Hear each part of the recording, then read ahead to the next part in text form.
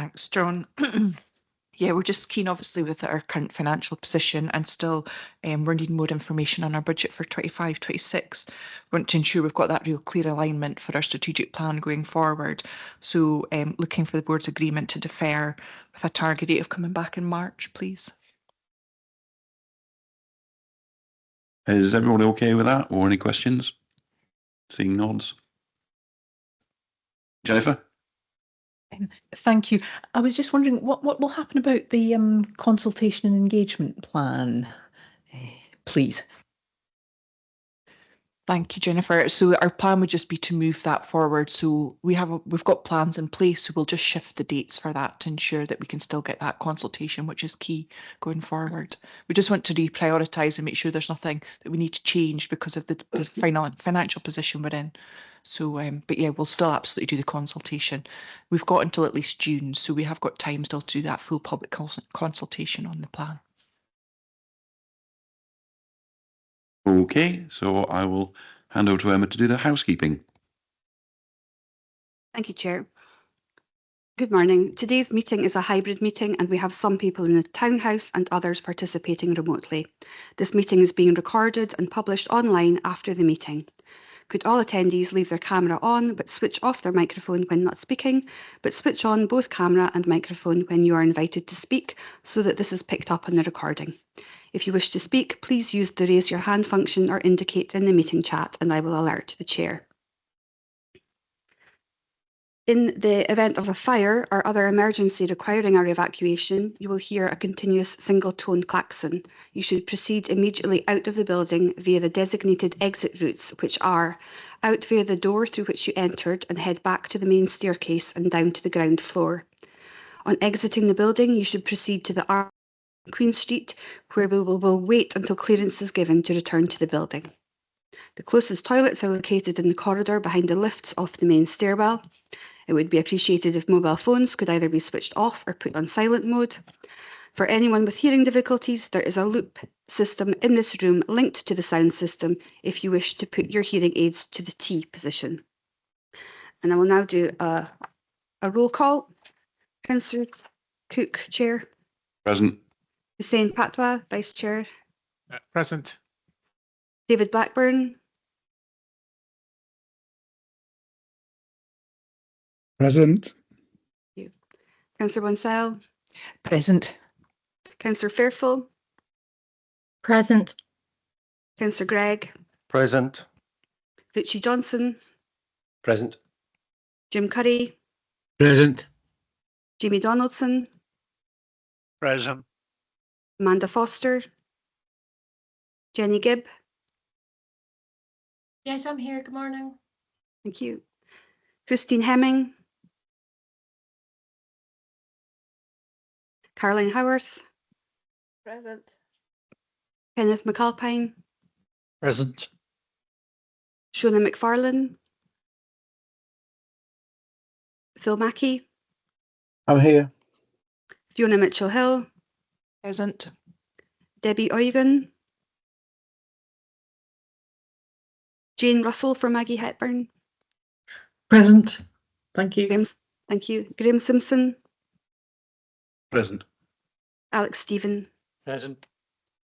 And we have apologies from Mark Burrell and Maggie Hepburn. Thank you, Chair. Thanks, Emma. Yeah, just a few little introductory comments. Welcome back to Lee Fairfield, who's back from maternity leave. Nice to see her back.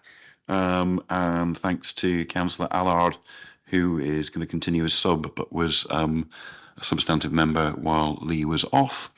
A bit of an advert now. We've got the Health and Social Care Partnership Staff Conference at the Beach Ballroom on the 5th of December. We held one, the last one was February this year. We did, given the financial pressures that we're under, think about scrapping it all together. And what we've done is scaled it back to a half-day event rather than a full-day event. And I think certainly myself and senior leadership team and Hussein were all pretty much of the same view that actually our staff are really important. because without them we achieve absolutely nothing. So we wanted to hold the event partly as a kind of celebration and as a thank you, but also to hear from staff. I mean, having been involved with the IJB for 7 years in one form or another, I certainly learned some stuff from talking to some of the frontline staff at the last one. So we're very, very keen to go ahead with that. Another advert, we've got some community appointment days where people can just turn up for a diagnosis or some advice. And they are 27th November at the Sport Aberdeen facility at Get Active Northfield, and Wednesday the 5th of February at the Vaccination and Wellbeing Hub in the Bonaccord Centre. We've got quite a meaty agenda today. I think it's actually the longest agenda pack that I can remember at the IJB. So this might take a wee bit longer than usual, but you never know. But as ever, we will be taking breaks after approximately 90 minutes. So with that, we can move on to the substantive items on the agenda. So do members have any declarations of interest or transparency statements? Hussein. Thank you very much, John. A transparency statement with respect to item 7.5. Pretty much verbatim to every other one. I am a member of the Diverse Experience Advisory Panel, which is a named partner in the Scottish Government's Mental Health and Wellbeing Strategy, and I'm also Deputy Representative on the Mental Health and Wellbeing Leadership Board. Thank you. Thanks, Hussein. I'm not seeing any more hands. Okie doke. Item 3.1 is determination of exempt business, but unusually we don't have any exempt business today, which then will take us over to item 4.1, which is the membership of the IJB, and you'll see that the recommendations are, we're noting that Councillor Lee Fairfull is back as a voting member. We're appointing her we're recommending to appoint her to Clinical and Care Governance Committee, and we are reappointing Maggie Hepburn and Jim Curry as non-voting members of the IJB. Has anyone got any questions on this one? Nope, seeing lots of shakes of the heads. Happy to agree with the recommendations? Lots of nods, thank you very much. That brings us to item 4.2, which is the video presentation, which is on understanding potential barriers to engagement. This is a thing that's been done by Health Improvement Scotland, basically to help us engage with the public, and particularly those members of the public who we don't always get to hear from, and you see it in all the consultations that the council does. You get lots and lots of consultations from, for example, the West End, and fewer consultation responses, easy for me to say, from more deprived areas of the city. So if I can hand over to Ros to do the video, please.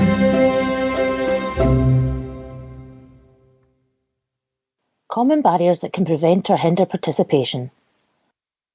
Lack of clear information. Make information about your plans for engagement readily available. Increasing awareness of proposed changes to services and how people can participate through engagement will make your process more accessible. Different support or access needs. Think about who your stakeholders are and what support they may need to take part. It is important you work with people to understand how you can provide access to support and offer alternative ways for them to get involved. Perception. Listen to people and show them how you have taken their views into account. This will help build relationships and trust. Clear communication and feedback is needed throughout the project to help ensure transparency. How to identify and overcome barriers. Put yourself in the other person's shoes and think of the process from the stakeholder perspective. Why would they make the time and effort to get involved? What support might people need? What would they hope to get back? Think outside the box. Is there a different way to involve people?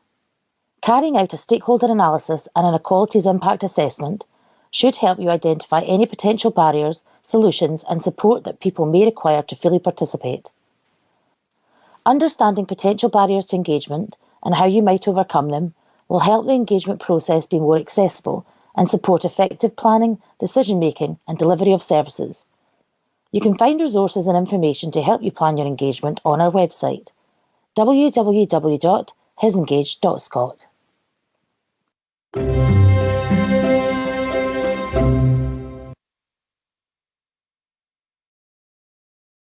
Thanks for that, Ros. And we thought it was actually quite appropriate to have a video on that subject, given that we've just gone out to,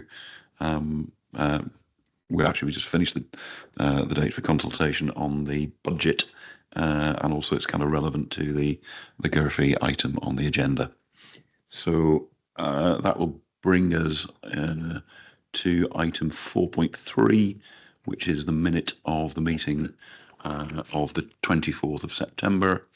And I'll just go through page by page to check people are happy. So page 11,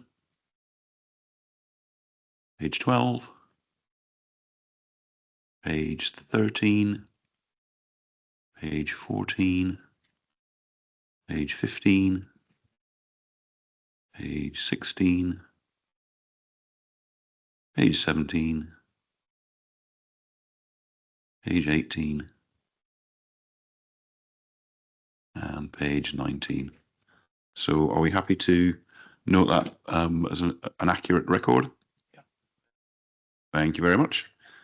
That then brings us to 4.4, which is the minute of the Risk Audit and Performance Committee meeting of the 10th of September, which I think looks pretty straightforward, unless Martin, is there anything you want to draw our attention to? Any questions on that one? Nope. Okay. Happy to note. Okay. That brings us to 4.5, which is the minute of the Clinical Care Governance Committee. Mark Burrell's not with us today, but anyone got any questions on this one?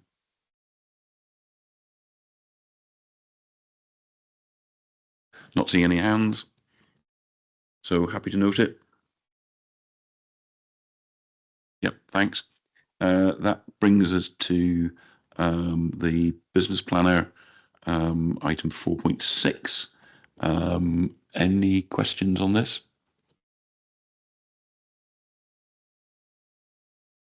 Not seeing anything. Anything, Fraser, you want to say on it, or it looks pretty straightforward? The only item I draw our attention to is just to move the strategic plan item to the March meeting, just as agreed earlier this morning. Subject to that change, happy to note it? Yep. Thank you very much. That brings us to 4.7, the insights and topic specific seminars planner. Any questions on this one? Happy to know. Thank you very much. And then that brings us to 4.8, which is the Chief Officer's report. Any questions on this one? Hussein? A couple of questions on this. With respect to the, just for understanding really, with respect to the care home rates for the upcoming year, you mentioned that there's a potential for a delay, albeit we don't know, and I don't want to prejudge how that might go. Would there be any immediate implications that the IGB should be aware of for existing service users? Blair, do you want to come in for that? Thank you. Is this regards to the National Care Home contract rate? Sorry. Yeah.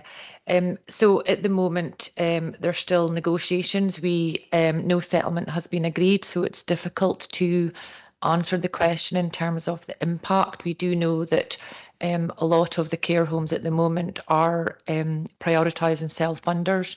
We've seen a huge turnaround in that. So I think obviously there's a balance. If the national care home rate goes up, that will be positive for providers and will open the doors for more it will reduce the self-funding rate. However, there's obviously implications for us financially. So it's hard to know at the moment where it's going to go. I'm not sure if that answers your question, sorry. It does indeed. Thank you very much. Just on a separate point, you mentioned in the report, Fiona, the excellent work going on around telecare alarms and shifting that onto the new platform. I'm just curious, given that statistically older people are more likely to have existing copper wire landlines, part of the reason for the new mobile infrastructure was given the current industry move away from copper landlines. Are we also supporting people to shift, or well, not to shift, but supporting people to sources of advice where they can get the relevant support should they also require to shift their landline, particularly with respect to power backup in the event of a power outage? I can take that one.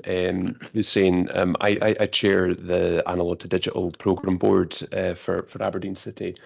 And we've got colleagues around that board, including our colleagues from Bon Accord Care, and we've got our customers as well in Murray and Aberdeenshire. There's a real robust process going through here to make sure that all risks as part of the transition is identified and mitigated so far as possible. We're also in regular contact with Digital Scotland and other colleagues and other partnerships right across the country to make sure that we can learn best practice from those who have perhaps already completed the shift to digital. So at this point in time, I would say we're aware of the risks, we're mitigating the risks, and we're on course to complete the transition by the deadline of December 2025. Thank you. No further questions. Martin. Yeah, thanks. Thank you, Chair. I've got a couple of questions. First of all, it's more of a it's a comment and a question about the complex care facility. Really good to see that. That's something to be proud of. Good to see that it's coming along. Building work is progressing well. But I just wondered if there's a precise date, an aspirational date for that going operational. I think that would be nice to know.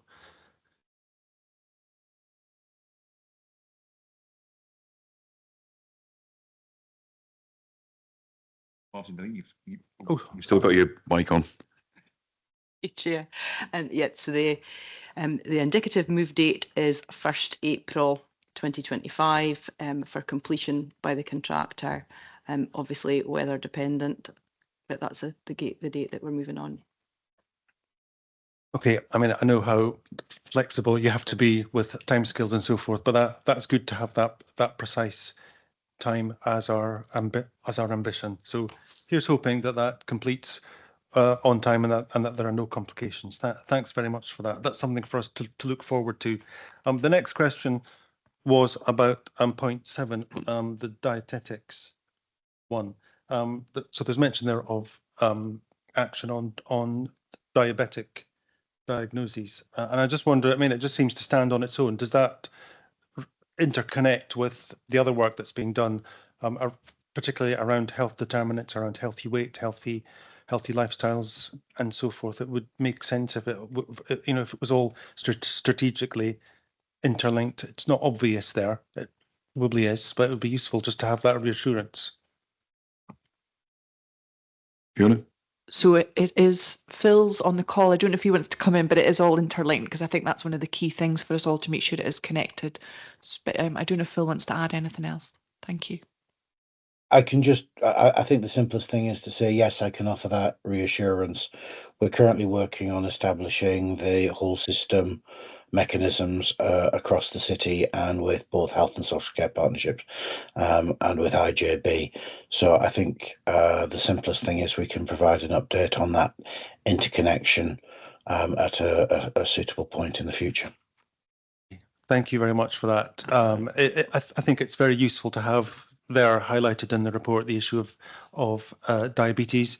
That has come up from time to time in the very protracted, intensive conversations that we've had about healthy weight, obesity, and so forth. So it's good to get that focus on one of the issues requiring treatment when on that area. And the final question was on 10 early release of prisoners, which I think is a good thing. But are there resources in place to support, not just in terms of healthcare, social care, mental health support, housing, and so forth? Are all of those support services available? Will there be additional pressures as a result of the policy? And I'll ask Claire to come in just to give some more reassurance around about that. Thank you. Yeah, thanks. In terms of the early release of prisoners, there's quite strict criteria. And we did see quite small numbers in Aberdeen City who met that criteria. We do have a multi-agency response to this. We work really closely with the prison service. We ensure that all services are in place. So I'm confident and to give assurance that we have capacity in place to deal with that. Thank you. Okay, any more questions, comments? Not seeing any more hands. Brief comment from me on winter vaccinations.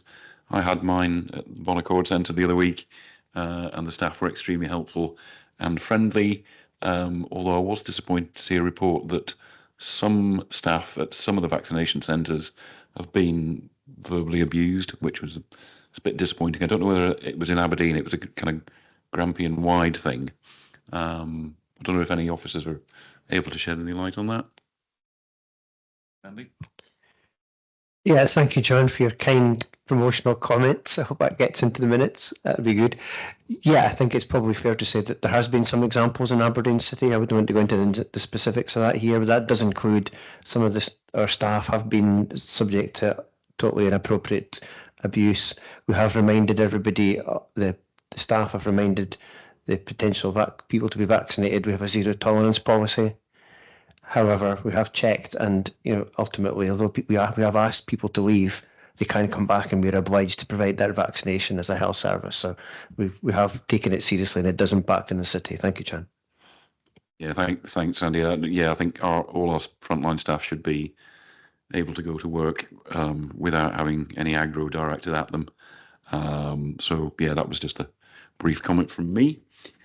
So if there are no more questions, are we happy to agree the recommendations on page 37, which is just to note the detail contained in the report? Agreed. Thank you very much.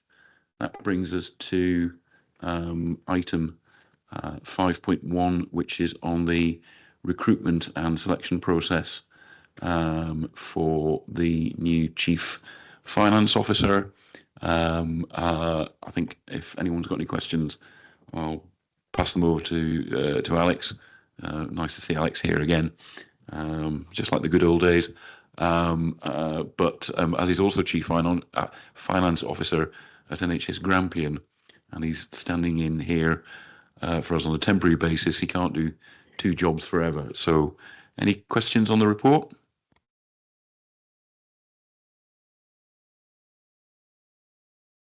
Jennifer. Thank you. Is it possible to provide information about why the previous Chief Finance Officer resigned from post or left the post? Thank you. Yeah, Fiona, do you want to take that one? So it was personal reasons, Jennifer. So yeah. Hussein?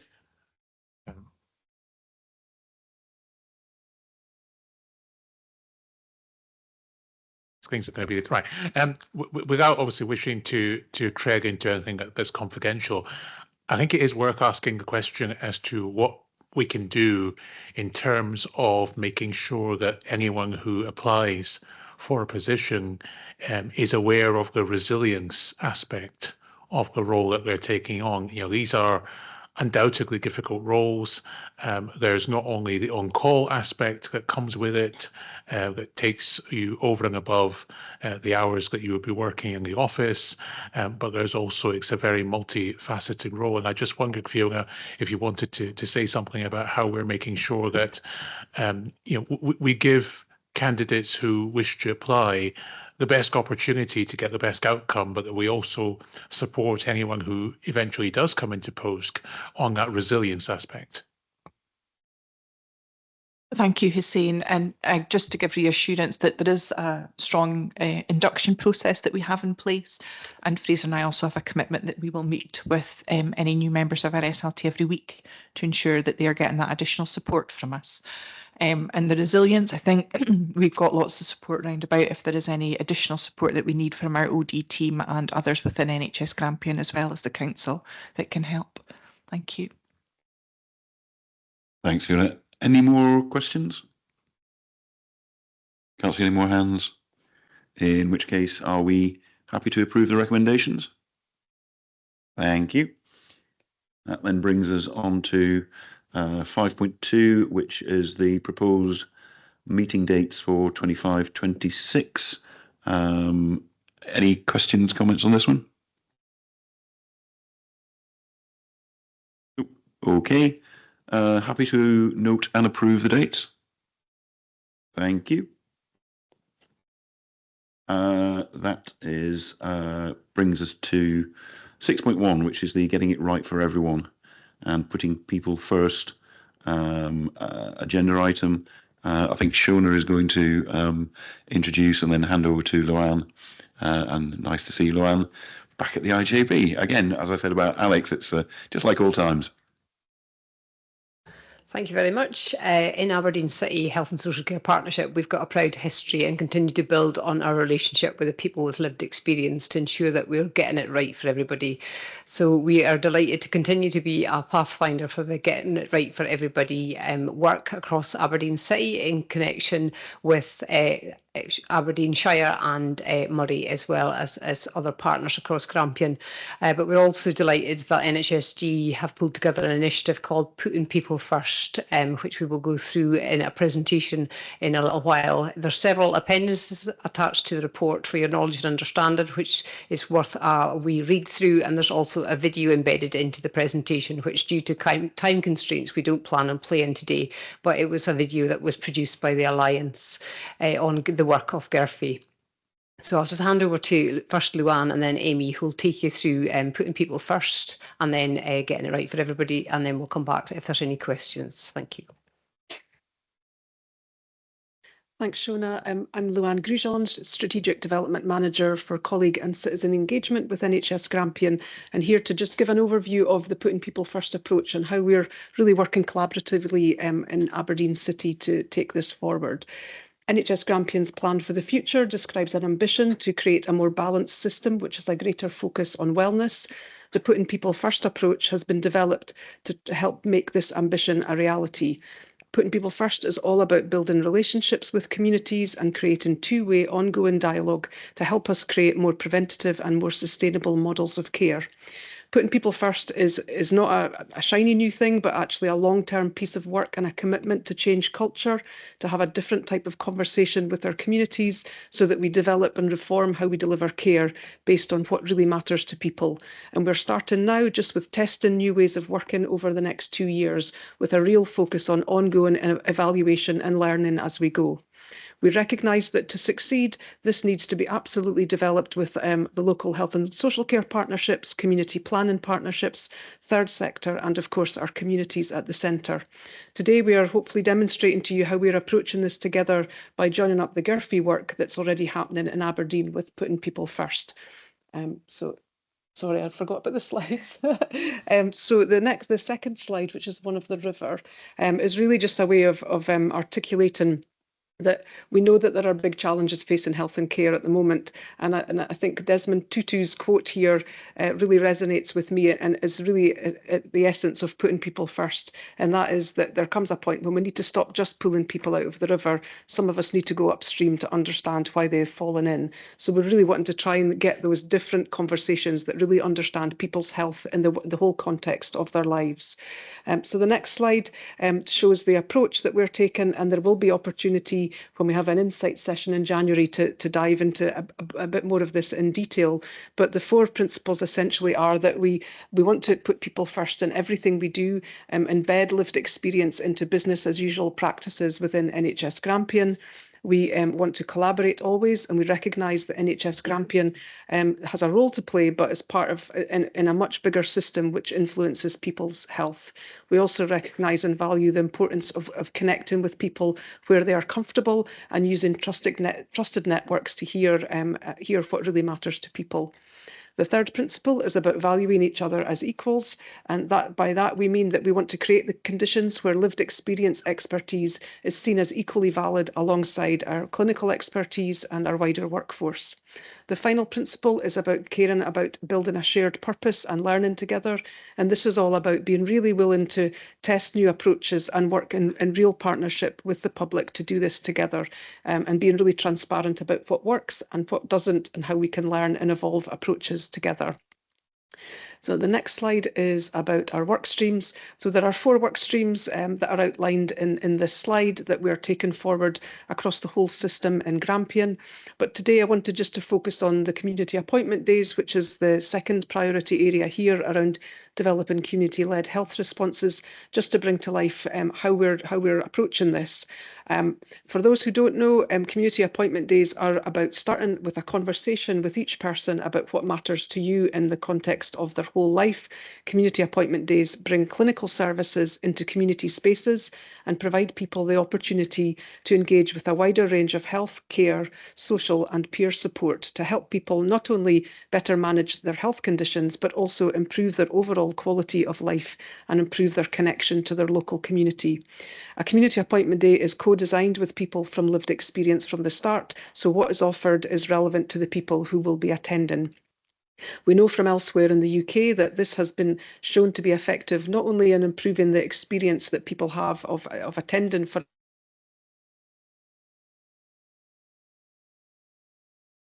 had our first community appointment day in Elgin for people who were waiting for physio and podiatry services. This was really well received both by staff and members of the public who attended on the day. And Public Health within NHS Grampian is leading on an ongoing evaluation to monitor the longer term impact on the future use of services. So we'll await the results for that longer term evaluation. But just to give you a wee example of what it really means and the difference a community appointment day can make. My job on the day was to ask people as they left how they experienced the community appointment day. One woman attended shared with me that as she was leaving, she'd felt quite emotional, as no one before had ever asked her what mattered to her in relation to her health, and no one had taken the time to sit down and ask her that really broad conversation. And having that conversation, she realised that as she went around the community appointment day, that she'd really been neglecting herself, that she'd been focusing on everyone else in her family. And as a result, she had gained weight, she had not been doing very little exercise, and she'd lost a focus on her own well-being and her own health. At the end of the event, when I met her, she was absolutely elated. As she left, she had joined a menopause support group. She had signed up to go on local guided walks. She had downloaded a weight loss app, and she'd also made a friend. She'd exchanged phone numbers with a woman in a similar situation to herself. And almost as an aside, she said, "Oh yeah, and I've had my foot assessed," which was the reason that she was there in the first place. So this is really what we're excited about around community appointment days. It's holistic, person-centred, unhurried care delivered in places where people are comfortable. So we're really pleased that we are now developing community appointment days in Aberdeen, and this is a true partnership between Aberdeen Health and Social Care, Aberdeen City Council, secondary care colleagues, Public Health, Sport Aberdeen, our third sector, and of course people with lived experience at the centre of it, all contributing and providing different expertise with a shared focus on improving outcomes for local people, with the GIRFI principles absolutely underpinning the plan. So I'm going to hand over to Amy to talk about GARFI. Good morning, everyone. So I'm going to give a very brief overview of our progress so far with Getting It Right for Everyone in Aberdeen. And we do have, as Shona mentioned, there is quite a good video here, which would encourage you to look at afterwards. Interesting, the example that Luann mentioned there, there's a very similar example within the video from another area in Scotland describing the value that the person has found in terms of having a involvement in getting it right for everyone and being able to have discussions around their own personal circumstances that they hadn't otherwise had. So I'd really encourage you to have a look at it, and you might spot some local people that you know in that video as well. So our journey so far as a partnership, Aberdeen City has been a pathfinder for GARFI since January 2023. The level of involvement in that has had sort of peaks and of busyness, and I'll go through a little bit around the process that has been followed so far. But we are also very lucky that our colleagues in Aberdeenshire have also been pathfinders during that period. The pathfinder areas were asked to look at specific topics, and for us within Aberdeen City, we focused on older people in frailty and also children moving from children's to adult services. So this is around the move from GIRFEC to GARFI, and that's had a specific focus on children in transition, which there is some tools within the toolkit that you've had shared, which look at that. Aberdeenshire specifically have focused only on the older people in frailty aspect. And there are other areas looking at different topics. So examples are those areas with deep end GP practices and adults who are moving from prison to the community. Moray Partnership also joined as a GARFI Pathfinder or partner in January of this year. So it's a little bit further along the process than ourselves, but we found a real value in having that kind of Grampian-wide perspective, and we spend quite a bit of time sense checking with one another the approaches we're taking and trying to make sure that we can learn as much as we can as an area. And that has kind of been the catalyst for also bringing in the Putting People First work with Luann, and we're quite excited to take forward some of those Grampian pieces of work. We do know, and it's been quite obvious to us as we've gone through this journey, that it is very challenging to get it right for everyone. This is a process that's looking at a whole life aspect from childhood to from early adulthood to end of our lives, and therefore and sometimes our staff can find that quite challenging, and we often wonder, are we getting it right for anyone? And we find this process has been quite an interesting one to be able to listen to people around what they think will help. Looking back to the video this morning around what does good engagement look like, and we've had some really interesting discussions around this. GARFI at the beginning and all the way through is about the person being at the centre. So you can see this is the GARFI wheel essentially that was developed at the beginning of the process, and that we kind of come back to sense check what we're doing as we go along. And it looks at what is the kind of central part of people's lives, what's most important to them, and where do our support and services interact with the person. And it's trying to give the person more control over that, as opposed to being a recipient of all the different things in their life. It's having control over those things and being able to understand what they mean and how they can benefit that person. GARFI has always had a set of principles, and these have been iterative over time as they've had feedback from all the people that we've spoken to locally and the other Pathfinders have spoken to across the country. But these principles, I think, are almost looking at almost final, and they're very in line with what Luann has mentioned around putting people first, and also how we aim to work in Aberdeen City in line with our strategic plan.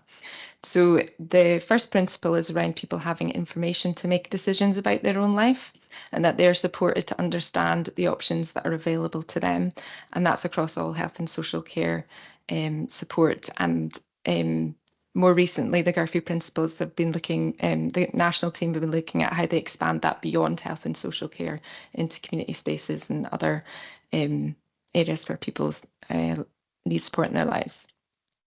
The second principle is about the people who support me take time to listen to and understand me as a person, and they consider my whole life when making decisions about me and my life.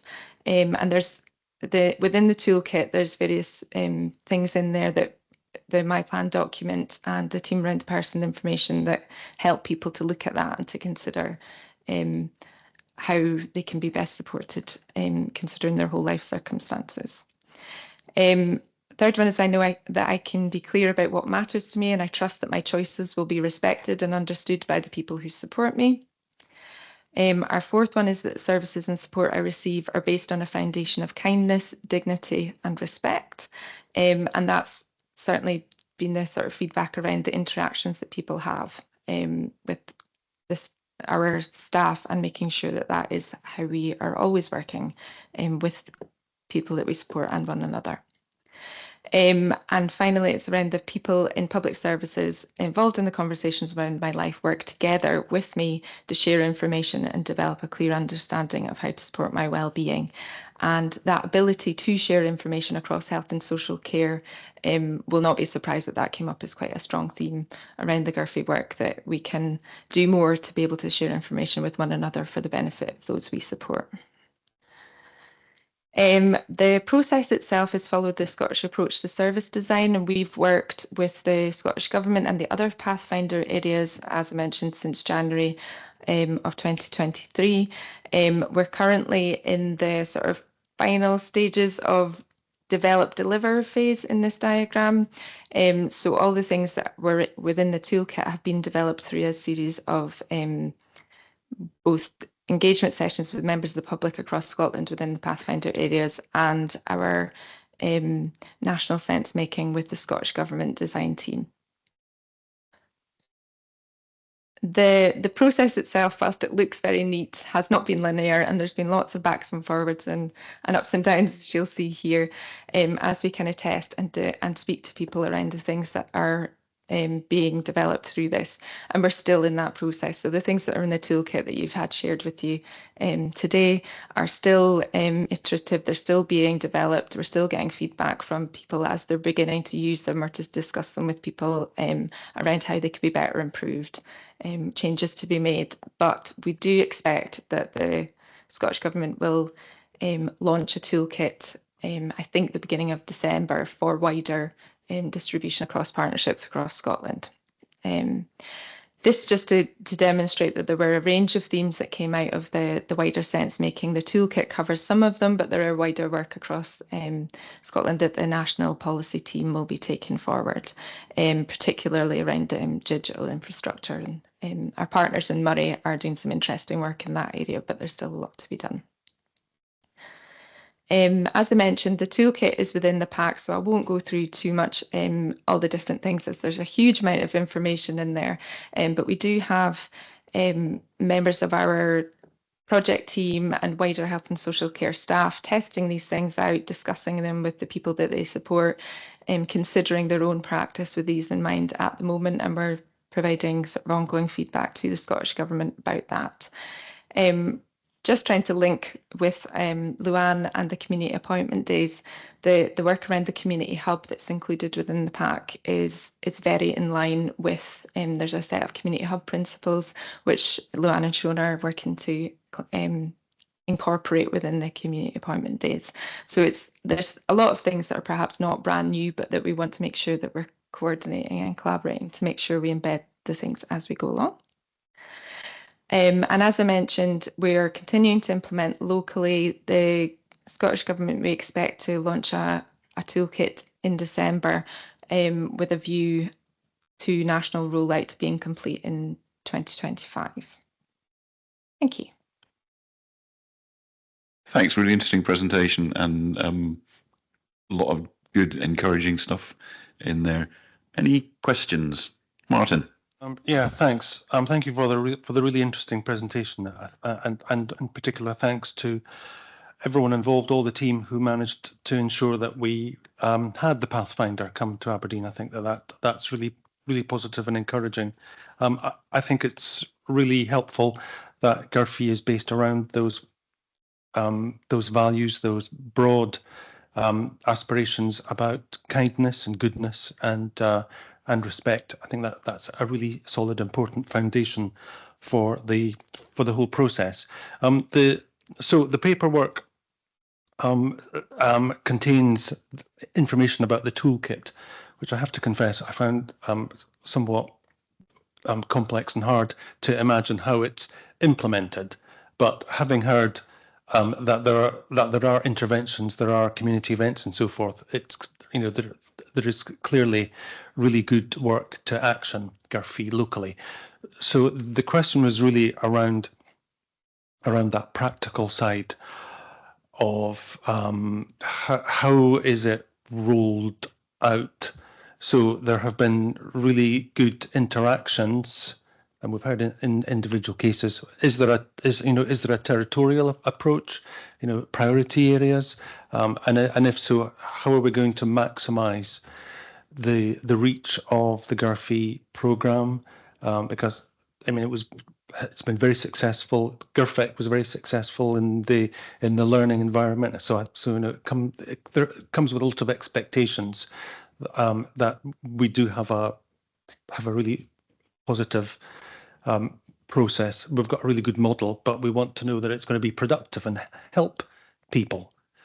So it's just kind of that implementation side, because you're talking about that is an enormous responsibility ahead. So kind of that practical, I guess there will be some kind of staging to roll it out. Just some more information on that would be useful. Thanks, Martin. Yeah, we've already got it being tested with quite a few of the tools in various different areas. So social work team are testing some of the tools. We've got obviously the community appointment days, looking at the community aspects of it. We're also looking at, and we're one of the only areas in Scotland that have embedded the Garfey principles into our new contracts. So we've got 4 new contracts that have started this year. So we've embedded the Garfey principles, which go hand in hand with the ethical commissioning principles. And we're the only partnership, Pathfinder area across Scotland that's done that. So Scottish Government's very excited about that. We've also got sort of Garfey on tour. So Bonaccord Care, who's our ALIO, they've been taking it out and ensuring, because it's embedded into the contracts, that the staff are aware of what the principles mean and how it works in practice. So the toolkit hasn't been finalised as yet. There's still a few tweaks and adjustments to be made, but they are being tested, and that's being fed back into the Scottish Government Garfey team. Thank you very much. I think in particular that there's really good overlap with the family support model that we're rolling out in various ASGs in the city. And I think it relates well to our Edge of Care pilot. There's a lot of very positive, innovative work that's going on in Aberdeen, and I wouldn't be surprised if the Scottish Government are looking to our local authority, to our Health and Social Care Partnership, as kind of a test bed. But it would be really good to know that there are going to be an ongoing series of community engagements. There's going to be actually, I don't know, events or whatever, so that we're reaching as many people as possible. It will take a lot of time, and it's a huge volume of work. But I think that getting to that concrete stage is vital. We're getting there, but that will be the crucial time. Thanks. Amy, do you want to? All right. Yeah, just to add to that, I suppose it's obviously we brought this together with putting people first, and there's mention within the report around the work on human learning systems. We would be really keen that Garfey is considered a kind of one of the areas that we're developing alongside other things, and we incorporate these things. So for instance, within the strategic plan, it was obviously referenced within that. It can't be considered something separate, or it would be something that's going to be very difficult for us to add in terms of our workload. So it's how we incorporate the Garfey and Garfey principles, like Shona's mentioned, in terms of our contracts and our wider work as we go forward. And we are very early on in the stage. We're lucky to have been involved quite so early as we have been. So there's a lot of catching up across Scotland as they see the toolkit and learn what's involved and take it forward. So I think we have got some time as well to do that. Any more questions, comments? Yep. Yeah, thanks. Just not a question, so it's more a kind of couple of comments, just to welcome the approach and the presentation again, and that embedding into the contract. So it was really good. So just I thought it was worth drawing that out and getting that, I guess, built in from the start. Will be really helpful in setting expectations. And the other part, I guess, I just wanted to acknowledge was at 4.5 on the person-centred approach around managing transitions between children's services and adult services. That's been a challenge for many years, and that kind of real focus in that area. I'd be really interested to see how that develops, and I know you'll see it'll come back into next year once that's a bit further down the line. So I'd be really interested in seeing what that looks like in a few months' time. So, thank you. Thanks, Richie. Any more? Not seeing any more hands. In which case, can we approve the recommendations, which are on page 66, and they are to note the content of the report and endorse the collaborative approach being taken. Happy with that? Yep. Thank you very much. That then brings us on to the next item, which is the Q2 finance report. Can I hand over to Alex for thanks?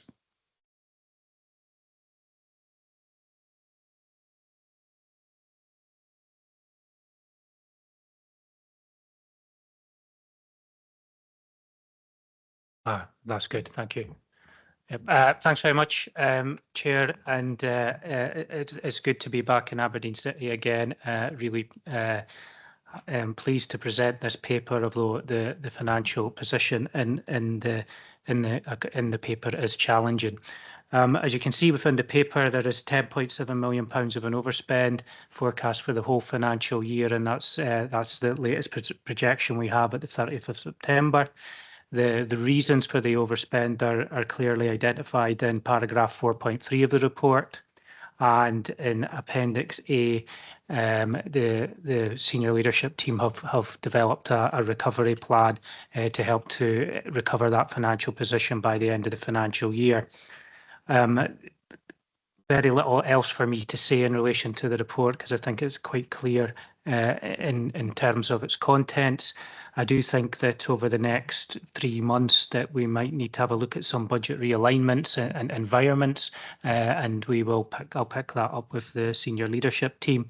And I also feel that we probably need to we will need to step up the budget monitoring frequency to both the IJB and the Risk and Audit Performance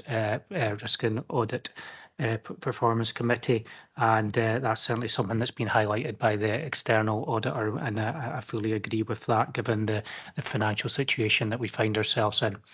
In terms of 2025-26, we'll continue to work with the senior leadership team to quantify that figure, having a look at the implications of the overspend and how that will impact on next financial year, and also how the recovery plan and the actions contained within it will impact as well. So that's all I've got to say, Chair. Happy to take any questions on the report.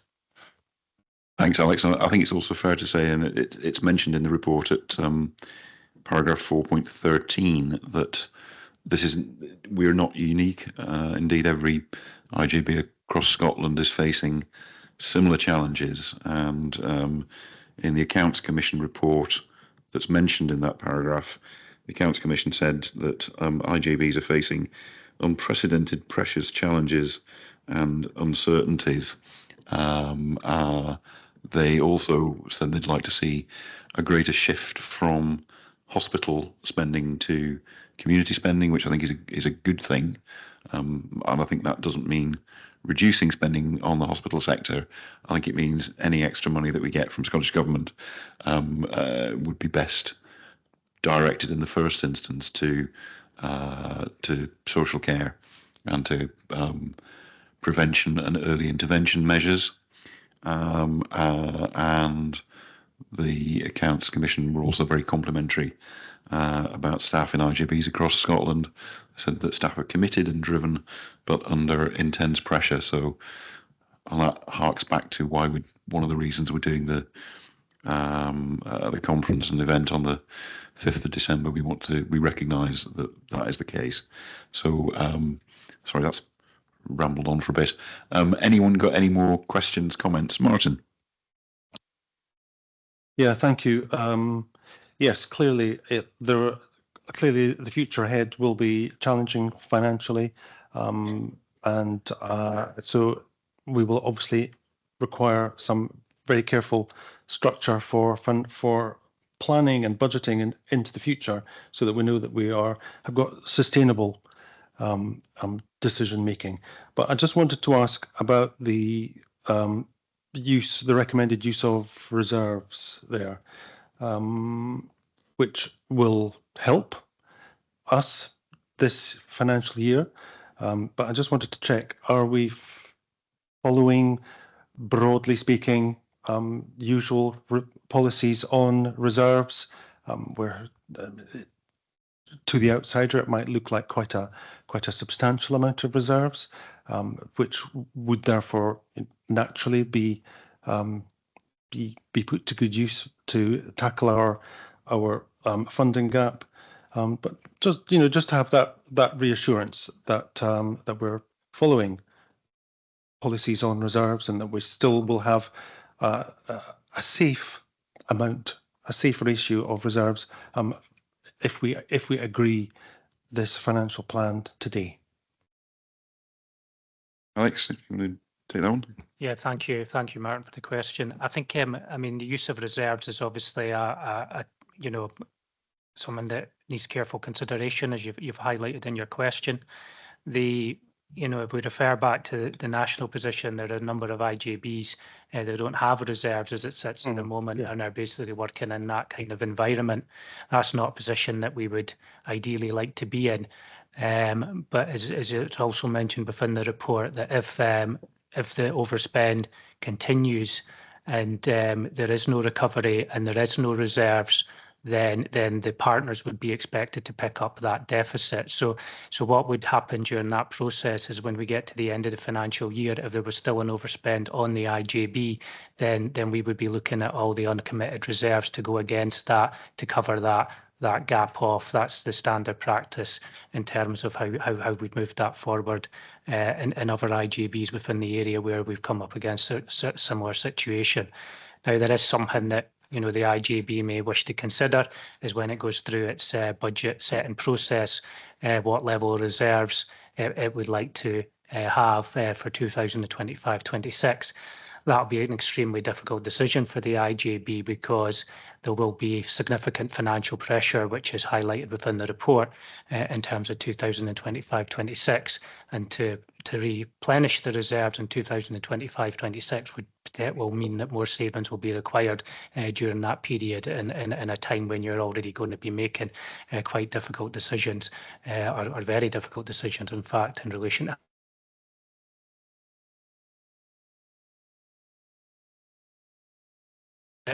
I think it would be everybody's preference to maintain the reserves as long as we possibly could.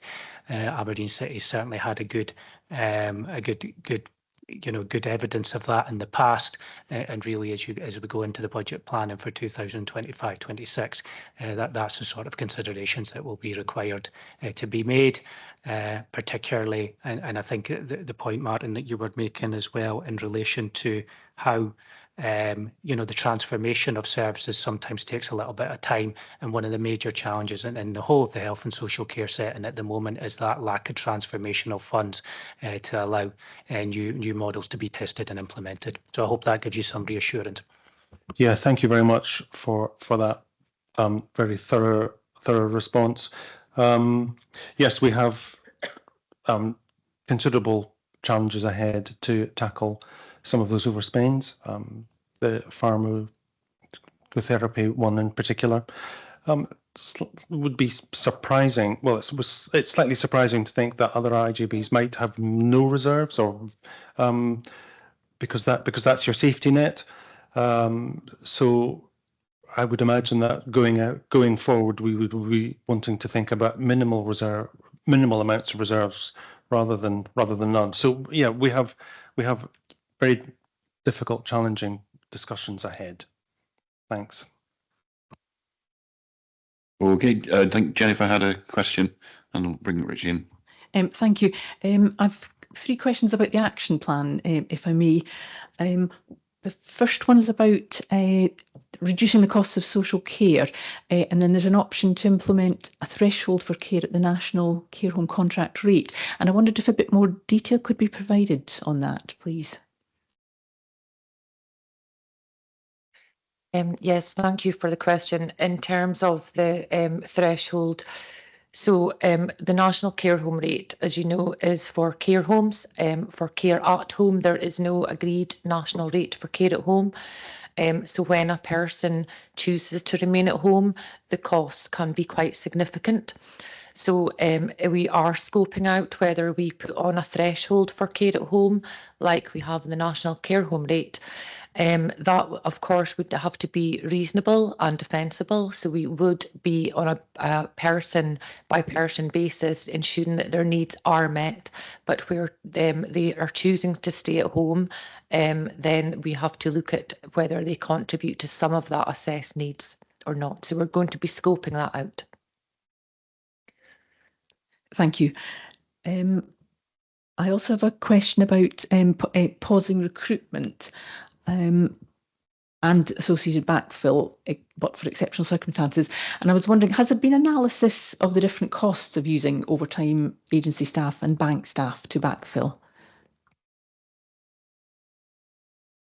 Thank you, Jennifer. So yes, we have got a ready reckoner that we can use that will enable our staff to make the right decisions so they can understand whether overtime or bank or that what is the most effective and efficient use of our backfill.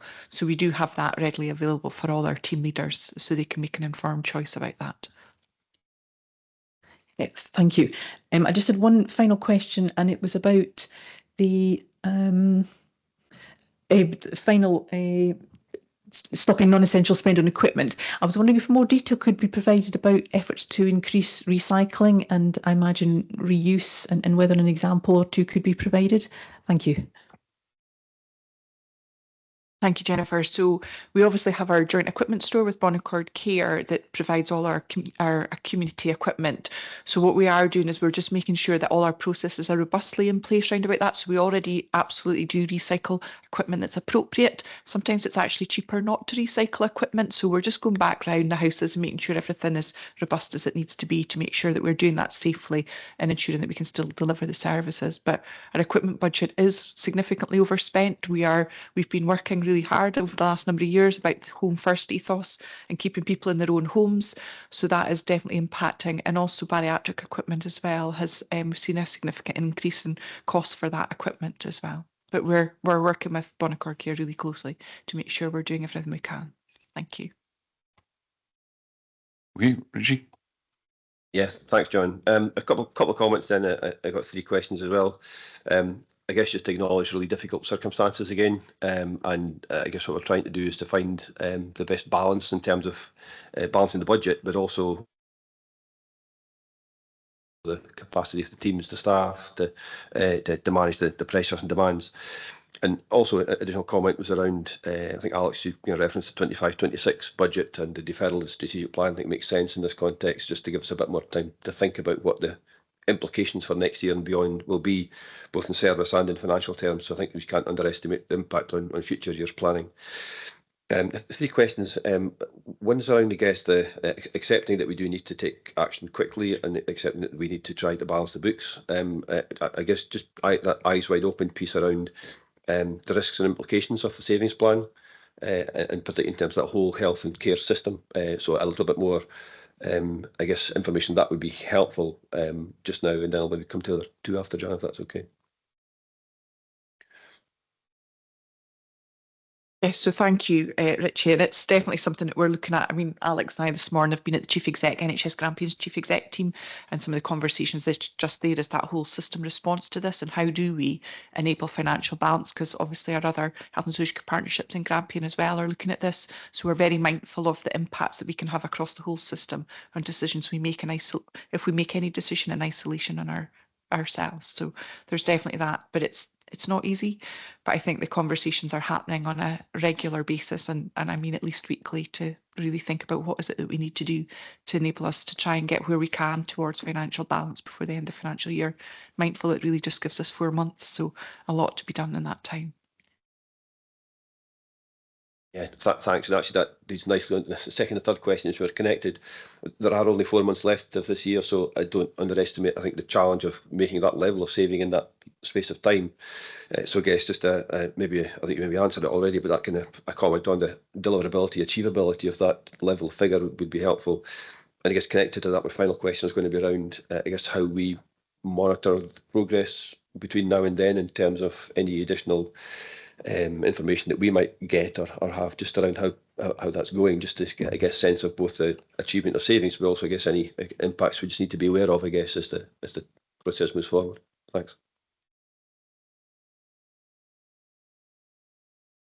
So I think absolutely that 4-month window does feel very short, and I know certainly the senior leadership team have been doing a lot of work with this and their teams. It's something we can't make the decisions on our own because of all the consequences that the decisions we do make. So we are really working really closely with our teams to ensure that we're doing the right thing. And it is really difficult. We've never been in this financial position before, so it is trying to get them to really think about what other options have we got. So does that answer your first question? And your second question was, just remind me again, please, sorry. It was really about I guess, from today forward, that deliverability, achieving that savings, and I guess just how we would be kept up to date, I guess, in progress rather than waiting for another 3 months, if you like. What extra might we need just to be aware of, just to make sure we're both supporting, but also, I guess, being aware of what the progress has been like. So I don't know if Alex wants to add, but certainly we've been meeting Jonathan Belford from the council and Alex regularly just to try and do that. And as you said, we can't wait. And Alex has already said it'd be that regular reporting through RAPC as well as yourselves, but we can absolutely take time at our insights that are already planned in for January and that to see where we're at, because it's absolutely key that you're kept informed about that. So I think we would make sure things are shared with you as early as we possibly can. And then if we needed to have an extra meeting or something, I'm sure we can negotiate that through the chair. Thanks. Yeah, just to kind of reiterate, I think we will need to have a finance report to the RAPC committee and to the IJB every meeting from now on till, and I suspect you'll want to continue that even into the new year when the new chief finance officer comes into post. I think in 4.6 of the report, it highlights some of the impact of the measures, and I just wonder, is at the RAPC committee, I think it picks up on your point, Richie, is maybe if we could try and link some of the performance information into that financial information as well, it'll help to pick up any of the the consequences of the impact of the savings as it comes through, just to kind of join that up. So we can certainly have a look at that at RAPC and just see how that will work, because most of that information is readily available and reported on a monthly basis. So I just hope that would be helpful to members. Okay, well, I think I've got Jim Curry online. Yes, part of the solution to the shortfall is a reduction in staffing costs, such as reduction in recruitment, reduction in working hours, allowing people to take VSER. Obviously, I wouldn't be doing my job as a trade union representative if I didn't point out the potential impact that this may have on staff. If you have less staff around, it adds the pressure to those who are remaining. Is anything planned to monitor the impact that this is having on staff groups? Thanks, Chair. It's a point well made, and it's noted by us within the senior leadership team that some of the actions will undoubtedly have an impact on the colleagues that we work with across the various services. We've attached an integrated impact assessment to the report, specifically around the reduction of staffing costs, but there's also a commitment there as well that where we're to look at changing the way that the services operate to account for a lower staff count, further integrated impact assessments will be carried out. And we want to do that with colleagues, working with colleagues to try and land at the right solution. As Richie said earlier on, this is a real balance between trying to make sure that we continue to meet the needs of the population with the resource that we've got. And we'll only do that by working with the staff right across the Health and Care Partnership. Okay, thank you. There was one other point, not related to staffing, but I think that it's still worth mentioning.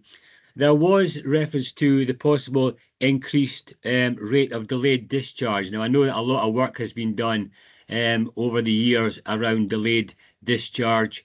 I just wondered how that's going to be dealt with. I say this as someone who has a family member who is currently benefiting from the hospital at home situation. So they're very pleased with being able to be discharged. So I just wondered how we're going to deal with that impact. Yeah, as the report sets out at 4.6, there are a potential number of different impacts that could arise from the recovery plan, and a deterioration in our performance around delayed discharge is certainly one of them. And it goes back to the point we were discussing earlier on about the importance of looking at this from a whole system perspective. And that's what the Chief Exec team at NHS Grampian and Fiona, working with colleagues at the corporate management team within Aberdeen City Council, are trying to manage. But to bring the budget back into balance, undoubtedly there will be an impact. We have nonetheless been working very closely with colleagues across Moray and Aberdeenshire Health and Care Partnerships to the extent of weekly meetings on delayed discharges. We attend meetings at a national level on delayed discharges. So we will be doing whatever we can to mitigate the impact through the sharing of best practice and looking at how we can do things differently within the financial envelope so that any impact to our performance is mitigated so far as possible. Thank you. Okay. I'm not seeing any more hands, although I see Mark Burrell has put in the chat that he thinks that we ought to have a monthly update on how the finances are going.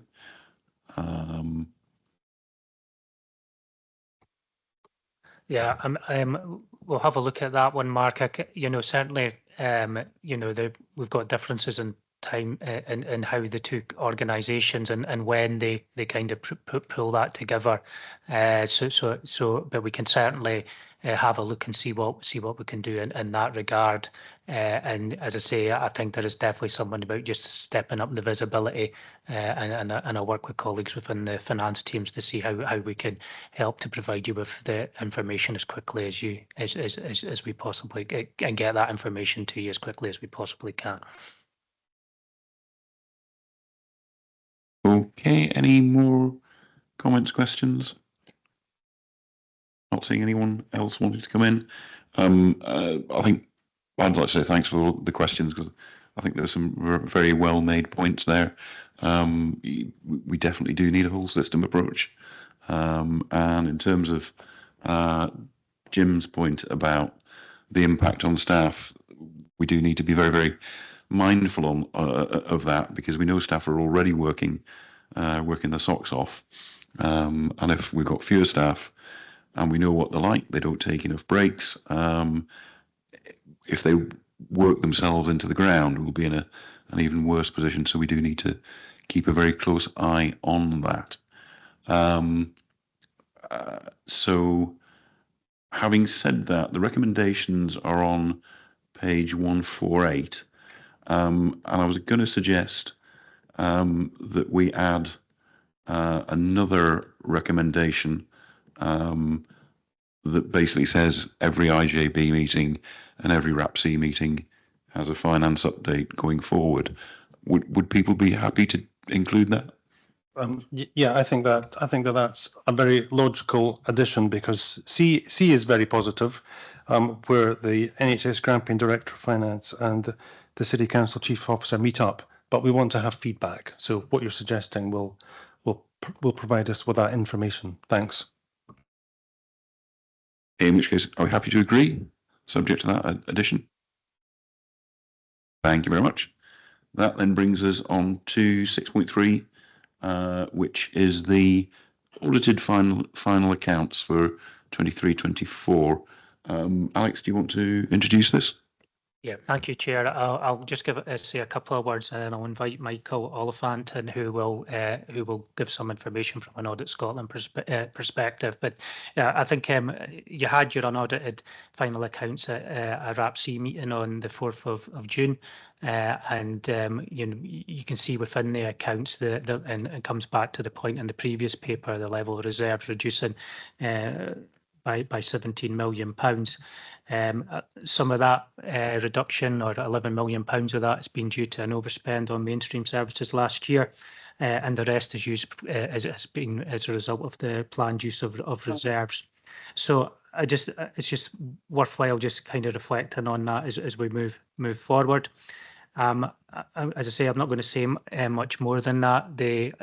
Just to thank the external auditors for their patience and their support in relation to trying to pull this set of accounts together. I know it's not been easy for them, and it's not been easy for the partnership over that three weeks because of some of the staffing challenges that have been faced. And you will see within the audit report, the annual audit report, and see a number of recommendations in the appendix to that report.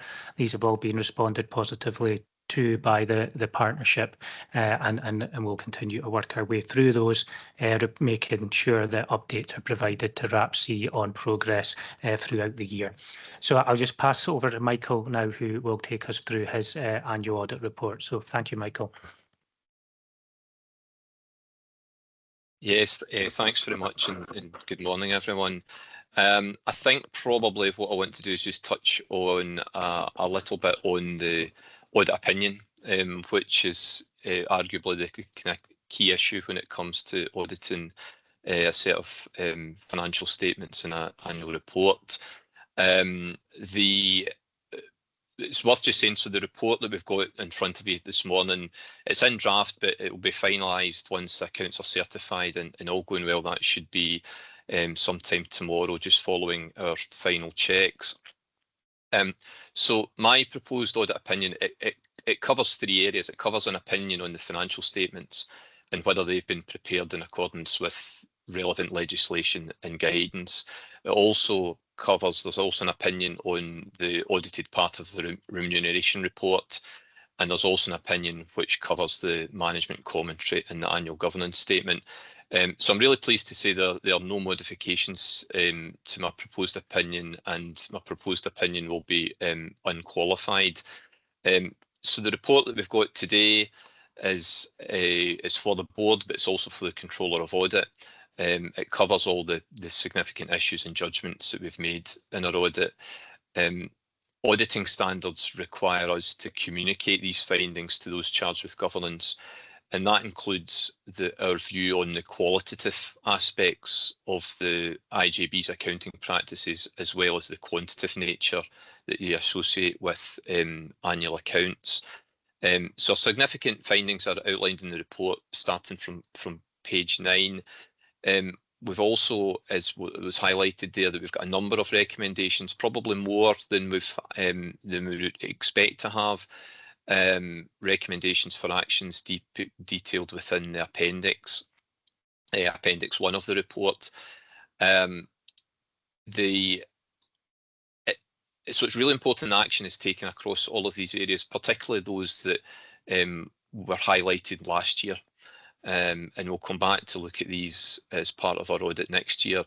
Some of them, I don't think will be a surprise. Some of them focus on the drafting of the accounts, the timely submission of draft accounts to the audit team, better audit trail behind there, and better progress against prior year actions. There's also some recommendations in there about the role of the audit committee in approving the accounts to bring it in line with its remit, but also, as was touched upon earlier, improvements in budget monitoring. So we've got an action in there for improvement. Just it was touched upon about capacity. That's been a real issue for this process. Leadership changes, loss of key finance staff. We fully appreciate that hasn't helped. And you'll see, commentary with that effect in our annual report. And, we'd hope that capacity and key finance will be strengthened getting into next year. So hopefully things will settle down and improve next year around that. So Anne McDonald's in the chamber, she's the senior manager on the audit, and between us we're happy to take any questions on the report. Thanks, convener. Thanks for that. Any questions?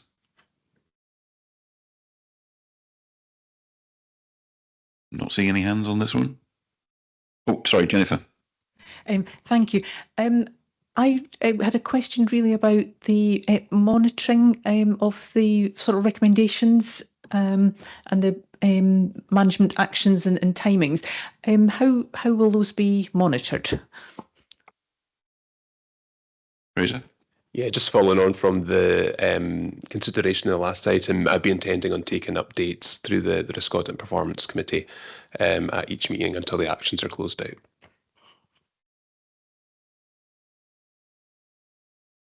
Okay, any more? Not seeing any more hands, in which case can we agree the recommendations? Thank you. That then would take us to 6.4, which is the Primary Care Improvement Plan update.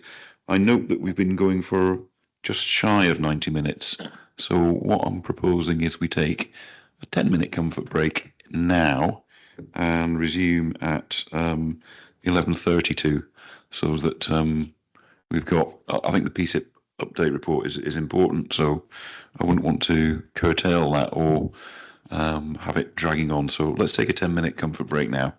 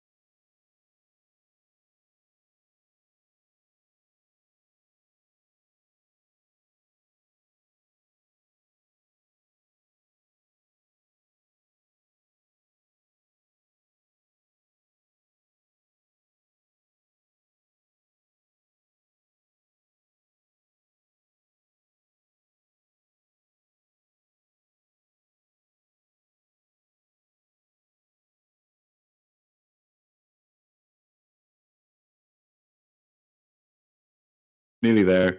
Can I apologise also for the temperature in here? Apparently, we did actually look at it, or tried to get it looked at before we started, but apparently there seems to be some fault because there's no hot water in any of the toilets either. So there's obviously some kind of fault. Usually in this room, I take my jacket off and everybody complains about it being too warm. Yeah, so there we go. These things happen. So we're now on to item 6.4, which is the primary care improvement plan update. I think, is Alison Penman introducing? Alison, do you want to introduce this one? Thank you, Chair. Hello, I'm Alison Penman. I'm the Programme Manager for the Primary Care Improvement Fund. Plan, sorry, not fund. And I'm here to give an update, a report on the PSIP and how it's progressing. There have been no changes since this report was written and submitted, and the report gives information around the 6 work streams that are funded through the PSIP by PSIF. The 3 priority work streams are still pharmacotherapy, community treatment and care, known as CTAC in the report, and the vaccination transformation programme. The report does update on all of the 6 work streams though, so they're all mentioned in the report. The MOU2 was developed to cover the timescale 2021 to 2023, so it's worth mentioning that we're now in 2024, but the Scottish Government have confirmed that there is no update to the MOU2 at this moment. The report also gives an update on the financial position for the PSIP programme and the allocation received for this financial year, 24-25, from the Scottish Government. It does not have an uplift, so it's the same as the previous financial year, 23-24. However, our finance is closely monitored. We present, our finance manager presents an update to the programme, our PSIP programme board on a monthly basis. So we've been monitoring our finances this year and the previous year in the minutiae. The report gives reference to the GP visioning programme, and as part of one of the key outputs, a review of PSIP has commenced across NHS Grampian. So this is working in collaboration with the 3 health and social care partnerships in Grampian. So what is the review? So the review is looking at what does PSIP do? So we're looking at quality. So it's how well is PSIP being delivered in terms of services to patients. Quantity. So what is the overall PSIP resource? Efficiency. So what does PSIP do to support practices, patients and staff? So that's practice staff and also our PSIP staff who we employ through NHS Grampian through our funding, PSIP funding. We are also, as part of the review, have support. We're working with Public Health Scotland and their LIST team, so that's been really helpful. We've got analysts working with us, so it's really useful in terms of our outputs in the reporting. So the review is moving along at the moment. So risks to delivery are mentioned in the report. So the risks we see are recruitment and finance. So it's looking at recruiting candidates with the appropriate levels of skills, and the financial aspect of it is the uncertainty in terms of future Scottish Government allocations. So by that meaning we don't know what the actual allocation will be until we are approaching or in our next financial year. The Scottish Government have set up a series of meetings with partnerships across Scotland, so it's national, for all the HSCPs. Aberdeen City has their meeting tomorrow, so it's an opportunity to discuss how your plan is being delivered, hear what other partnerships are doing in terms of their delivery, share good practice, and have an interaction with Scottish Government colleagues to talk about experiences along the way. That is an outline of the report. Thank you very much, and questions if you would like to ask. Thanks, Alison. Thanks for that introduction, and thanks for the report, which I think is it's an extremely valuable piece of work. Martin. Thank you, Chair. Just on that point about measures, measuring quality and so forth, how is that actioned? We've got various graphs, for example, and bar charts. Is that how we're tracking performance? I think it would be particularly useful, for example, to have more information on how referrals are progressing, increases, decreases, and so forth. Okay, thank you for the question. Yes, on a monthly basis, our PSIP workstream leads present to the PSIP group. We collect quite a lot. We collect a huge amount of data, to be fair. Referrals, waiting times. For CTAC, for example, we would be looking at the types of, a breakdown for the types of procedures they're carrying out in line with the MOU. So we have a huge amount of data, and we discuss this at our programme meetings, and we're able to address any issues that we see in any of the data that we're reviewing. We have monthly meetings also with our workstream leads prior to the PSIP. So that means we can look at any challenges, and we can present that to the PSIP monthly meeting, and we're prepared in advance. So we have a huge amount of data that we do collate.